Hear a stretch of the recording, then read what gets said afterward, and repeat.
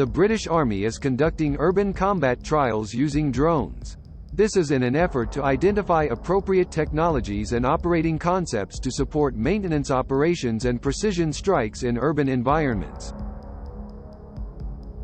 Similar technology has proven very popular and successful in combat operations in Ukraine, where everything from low-cost, commercial and modified drones to more complex and expensive kamikaze drones continue to be used to identify and target dismounted and mounted personnel during the day and night.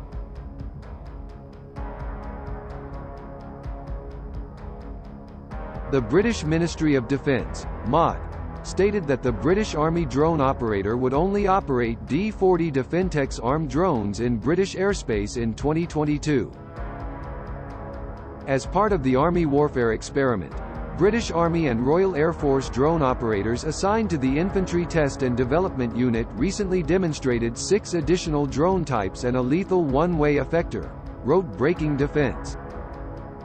A military spokesperson explained that the AW Urban series was designed to optimize the British Army's effectiveness in urban environments.